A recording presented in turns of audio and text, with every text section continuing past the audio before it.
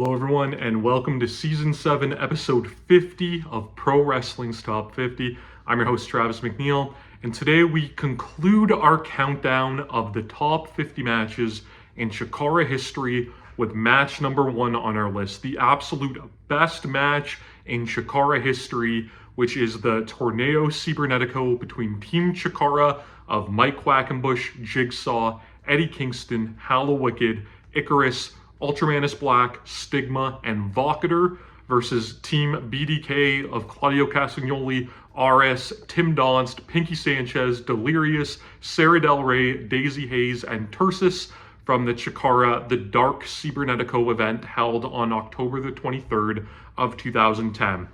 When I decided that I was going to do this CHIKARA project, I figured this match had a pretty good spot at making number 1 on the countdown.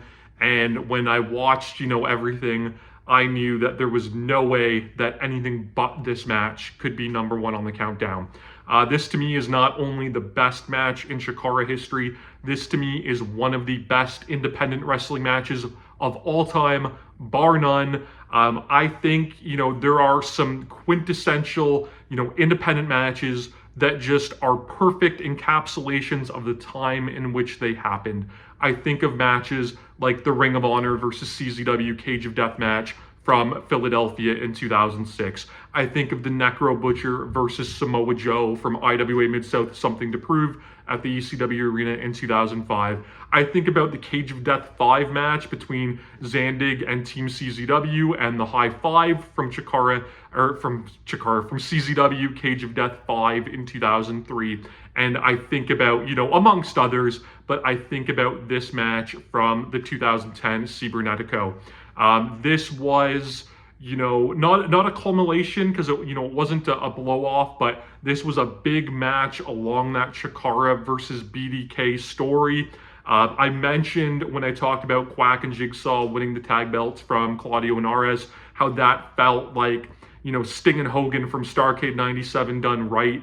This match to me feels like War Games from Fall Brawl 97 done right. It was the first really big win that the CHIKARA team got over the BDK that felt monumental and really started this, that swing in momentum and start to create those, chinks in the armor, those cracks in the foundation of the BDK that would ultimately lead to them, losing those tag team titles in what I feel was the big blow off of the BDK versus CHIKARA feud.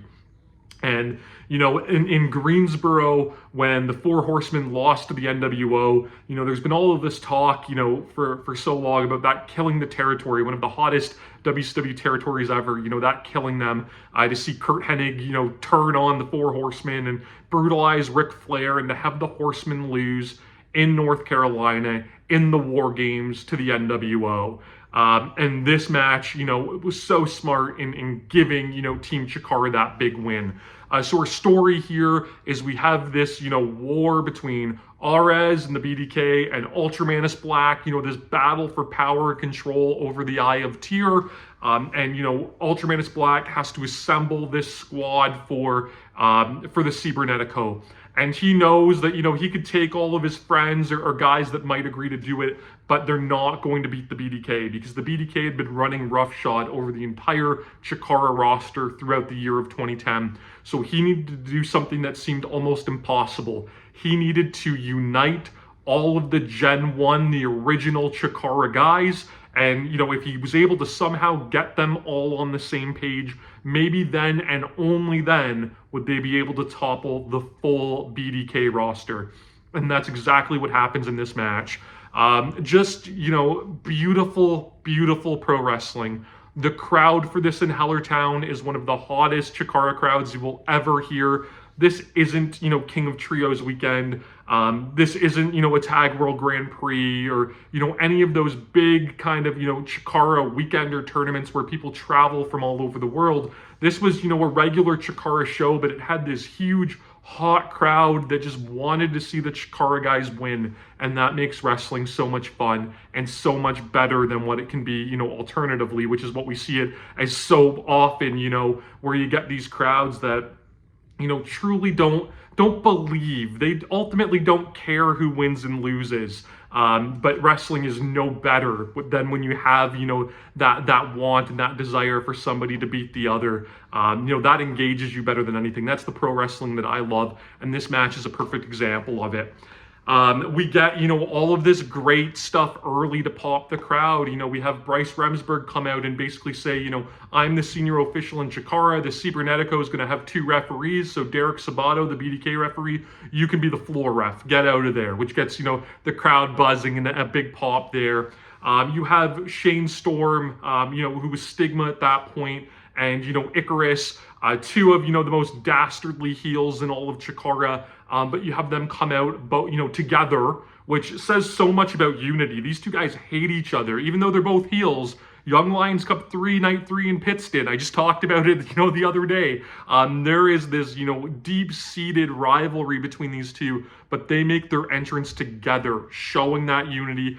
And STIGMA, for the first time since he, originally threw away the mask, comes out wearing the Shane Storm mask. Icarus comes out wearing the old Ichabod Slain mask that, he eventually lost very early in CHIKARA history. And again, just one of those easy things to get a pop and get the crowd's juices flowing. But then the ultimate moment of this match, one of my favorite independent wrestling moments of all time. It's a moment I'm so happy that we got. Vokoder comes out, and if you're unfamiliar with Vokoder, this was a character that in 2009 had been showing up, kind of standing in the audience. A lot of mystery surrounding who he was. He would end up being revealed to be Tim Donst as part of, the BDK's invasion. So in, mid 2010, we would start to see Vokoder show up once again and start to freak out Pinkie Sanchez. And, Tim Donst would say, like, I'm not Vokoder. Like, I was Vokoder. I revealed myself. So who was this new Vokoder? And we get the payoff to end all payoffs when in the entranceway, Vokoder unmasks himself. It's Sweet and Sour Larry Sweeney making his final appearance in CHIKARA. We hadn't seen Larry Sweeney in over a year and a half. This was a man at this point that was battling a lot of personal demons, more so than we even knew about, that would ultimately, lead to him taking his life. But, for him to get this last moment, this last, pop from the crowd, this would end up being his second to last wrestling match overall. He had one more match about a month later for AAW in Chicago, but the fact that this moment got to happen, man, it's like even talking about it now, gets me going a little bit, and watching it, obviously is the same, but such an absolutely talented, wonderful performer, so far ahead of his time, which is funny because he was a throwback, but he is someone that, if he was still around today, would have made so much money, in the WWE or in AEW. The wrestling world would have been Larry Sweeney's oyster, and it's very sad that he's no longer with us, but man alive, this moment that he got and the pop for him, and just the imagery of him and Eddie Kingston, these bitter rivals, guys that I saw, wrestle each other in bloody strap matches with fireballs in a church in Mississauga, Ontario, Canada. Them standing back to back in the ring and basically holding court in the ring and taking out any BDK member that rushed in the ring was just it's one of the best moments that you're ever going to see. And again, it's just one that I'm so happy got to happen, and I'm so happy that we get to look back on it and watch it again. And it makes me sad, but it just brings a smile and joy to my face as well. But Pinkie Sanchez, and Larry Sweeney, they get a quick little, interaction in the match, and, Larry doesn't, look like his normal self. He slips coming off the top rope on the 12 large elbow, but it really doesn't matter. It was all about that reveal in the entranceway, him and Eddie teaming up, and, him getting one last 3 count, one last win in a CHIKARA ring. He'd very quickly be eliminated by Claudio Castagnoli, pissing off the crowd. But really, it was all about that moment. The rest of this match, though, is an absolute masterpiece. It is the best structured Ciberknetico of all time, bar none. Every wrestler in this match puts in a perfect, in my opinion, performance for their role in the match. It is so good. The crowd is with it the entire way. I've already used the War Games comparison for this, but it reminds me of the best War Games matches. And I've talked about this before, when the War Games of my youth, some of my favorite matches of all time, War Games 1992 is my favorite match of all time. These are matches that are, 20-ish minutes. They don't go long. They're heated, they're spirited, they're bloody, they're full of passion and hot electric crowds, and that's what wrestling is. And this match, we see the War Games nowadays, that go almost an hour, and they're full of, tables and dives from the top of the cage, and all of these contrived moments of square offs mid-match and stuff like that. And that's what they've become. And I've criticized, the AEW Blood and Guts matches for, being so much more similar to those WWE NXT War Games style matches than the War Games of my youth. And with the Ciberkneticos, I've mentioned this as well, most of them go an hour plus. One went, 105 minutes, and, they feel that they can drag on. This one goes just over a half hour. I think it's like 35-ish minutes. And it's so full of action, and it's perfect. It doesn't need to be elongated. It doesn't need to be extended. They accomplish so much more in the 35-ish minutes that this match runs than they would have in an hour or an hour and a half, or however long, a lot of those typical Ciberkneticos would run. So a great choice that, it's all the better for it. This match has, like I said, just great standout performances all along, from everybody. We get all of these moments of the match just completely breaking down and turning into this heated, chaotic brawl, which is so good and really, underscores the grudge that both sides, have with each other. Tim Donst, is really, really great in all of this. He gets a fall eliminating Stigma with a gator roll and all the chaos of a big, brawl. We get another just really excellent moment where we get the UltraMantis Black and Ares showdown that happens very early in this match, and UltraMantis Black just dumps Ares on his head with the Praying Mantis Bomb and pins him clean, which was, again, so unexpected and such a deviation off what you normally see in these Ciberknetico matches, which was so very, very great. Shout out to Daizee Haze in this match, who... my goodness, I've talked about Daizee Haze already, just being someone that will never get the notoriety that she deserves for being such an important, integral part of, that early 2000s rise of women's wrestling on the independents through IWA Mid-South, her wars that she had with Lacey, where they gave each other black eyes and just brought a level of, women's wrestling that hadn't been seen on the independents at that point, which would lead to Volcano Girls, which would lead to Shimmer. Daizee and Sara, basically carrying the CHIKARA women's division on their back, which sparked, the storyline reason for them, entering in the BDK, that these two women were always forced to wrestle each other, and weren't given proper competition. But, so many, independent wrestlers, that are coming up now, where, these wrestlers that are in, NXT or in the AEW women's division, they cite and they credit, a Sara Del Rey or maybe a Mercedes Martinez or whomever for being their inspiration. But Daizee Haze's name should be right there as well. And my gosh, does she put on an incredible performance in this match, just bumping all over the place. At one point, Hallowicked gives her a Ride bomb, which is like a sky high, and just tosses her way up there. She hits this amazing crossbody to the floor at one point. She's so good, and CHIKARA did such a great job establishing her and Sara Del Rey as these killers, as these, true threats to everybody while they were members of the BDK. And there's this just excellent moment in this match where they both team up and go on this amazing run and just beat the crap out of Mike Quackenbush. And again, it has this built-in storyline of them being angry that, this is Quack's promotion, and he never, put them on the pedestal that they deserved, that they were finally able to achieve through the BDK, and they just wreck them with a bunch of double teams. And it leads to, Claudio basically picking the scraps and hitting, Quack with a big lariat to eliminate him. And again, you have Mike Quackenbush getting eliminated, 2/3 of the way through this match, not surviving, close to the end.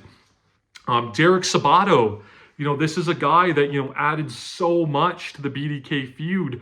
And, he's amazing at ringside, just with his mannerisms and his reactions and these little, glimpses of cheating, tripping guys and putting foots on the rope and trying to push the bottom rope, closer to the ring when his guys are in submissions. It's all really great stuff that adds to the overall package of the match. I'm not going to go through all of the eliminations that we have in this. I'd be all day, discussing this video. It would go longer than the match itself did, but you get all of these great callbacks and moments. You get the battle of incoherence with Delirious and Hallowicked. You get UltraMantis Black being able to get the monkey of Delirious off his back and pinning him, with the praying mantis bomb. And, UltraMantis really getting this great shine in this match that he really deserved. You get, this big, grudge between Eddie Kingston and Claudio. And that's kind of what, almost in a way led to the start of the BDK, this rivalry that they had, over respect. And you have, Kingston, not going down, not saying die, despite, being at a 2-on-1 disadvantage at the end of the match. And it leads to Claudio, getting frustrated and just having, all of this disrespect and low blowing Kingston in front of the referee, which normally would feel cheap, to have a DQ elimination here. But again, it was so good because it added to that story. It put more heat and sympathy on Eddie, and it, creates that Claudio still hasn't been beaten. Arez got pinned clean, but Claudio is still, one of the tag team champions. You still need that moment where he loses clean to lose those belts, and they protected that here.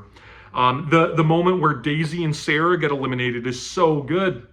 It's Kingston and Sara in the ring squaring off, and Daizee jumps on Kingston's back and grabs him in a sleeper, and he hits the back fist on Sara while he's got Daizee on his back, and then throws Daizee off and hits her with a back fist and pins them back to back to eliminate them, after they had such a good showing. Icarus is incredible in this match. This is the most hated person in CHIKARA history, and maybe for the first time, before he would eventually turn face and become the CHIKARA Grand Champion. But he gets Icarus chance and has all of this great babyface fire in him. It has this great moment where he survives all of this big offense and keeps kicking out of whatever Claudio throws at him, and counters all of these things before eventually succumbing to the inverted CHIKARA special. Speaking of the inverted CHIKARA special, this move had such, a history in the start of the BDK with, Carpenter Ant using it to win the Ciberknetico Increíble in 2009, when Pinkie Sanchez was masquerading as him, and, Quack being like, how does he know that hold? Like, who is this Carpenter Ant? There being no escape for the inverted CHIKARA special, but finally, in this match, Mike Quackenbush is able to counter out of it when Tim Donst has him locked into it and counter it into the original CHIKARA special to eliminate Donst. So there's so many good little storyline elements that come together to paint this wonderful picture. And then we get to our final two, which is Eddie Kingston and Tursas. And CHIKARA did such a good job with Tursas throughout 2010, where this big behemoth of a wrestler never really left his feet. And they really went hard on that this big dude, he'd been wobbled and like almost taken down, but never, fully back to the mat, certainly had never been pinned. So, for it to be Eddie Kingston, who, overcoming the odds, just ate that low blow from Claudio, having to fight back and eventually topple this behemoth, which he's finally able to do, knocking him down with two big lariats and finally putting him down with the sliding D, the American D. There wasn't a better cap to this match than that, because again, sure, you could have had Claudio lose, but again, you're saving that for the title change. But using this as the moment that Tursas was finally slain, it being Eddie Kingston as the guy to do it, man, you can't ask for more than that.